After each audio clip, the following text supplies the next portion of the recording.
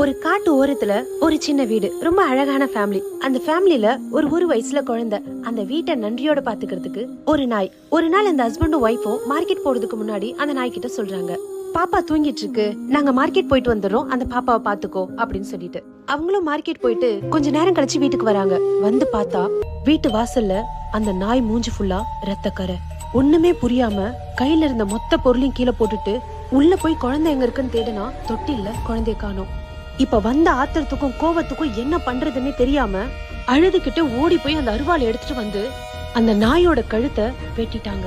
வெட்டிட்டு தலையில கைய வச்சு கீழே உட்கார்ந்து அழுகும் போது திடீர்னு ஒரு சிரிக்கிற சத்தம்.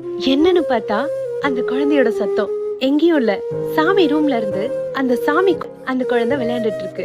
ஓடி போய் சந்தோஷத்துல அந்த குழந்தைய தூக்கிட்டு திடீர்னு பார்த்தா குழந்தை அங்க இருக்கு. ஆனா வீடு ஃபுல்லா ரத்த கரியா இருக்கே, அது எப்படி அப்படின்னு சொல்லிட்டு அங்க எங்கன்னு தேடி பார்த்தா பாத்ரூம்குள்ள ஒரு காட்டு நரி இறந்து கிடக்குது.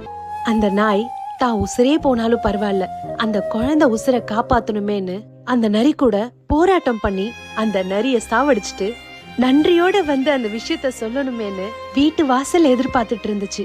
அந்த நாய அருவாள் எடுத்து வெட்டி சாய்ச்சிட்டாங்க. அதுக்கப்புறம் போய் அந்த நாயை மடியில தூக்கி வச்சு, என்ன மன்னிச்சிரு, நான் பெரிய தப்பு பண்ணிட்டேன் அப்படின்னு சொன்னா இறந்து போன அந்த நாய்க்கு என்ன தெரியும்? இத நான் ஏன் சொல்றேன்னா, இத நிறைய பேர் பண்றாங்க. என்னன்னு தெரியுமா? உண்மையான நம்பிக்கை யாராவது வச்சிருந்தாங்கன்னா, யாராவது ஒருத்தவங்க தெரிஞ்சோ தெரியாமலோ அவங்கள பத்தி தப்பா சொல்லிட்டாங்கன்னா அந்த தப்ப அவங்க பண்ணிருப்பாங்க அப்படின்னு சொல்லி அவங்களே முடிவு பண்ணிட்டு கோவத்துல வார்த்தையாலையும் வலியாலையும் அவங்கள ஹர்ட் பண்ணிட்டு அதுக்கப்புறம் சில நாட்கள் கடந்து போனதுக்கு அப்புறம் அந்த தப்ப அவங்க பண்ணலன்னு தெரிஞ்சதுக்கு அப்புறம் வந்து மன்னிப்பு கேட்டு அதே நம்பிக்கையும் அதே பாசமும் மறுபடியும் வேணும்னு எதிர்பார்த்தா அது எப்படி கிடைக்கும்? கோவம் எந்த அளவுக்கு வருதோ அதே அளவுக்கு கொஞ்சம் நிதானமும் இருக்கணும்.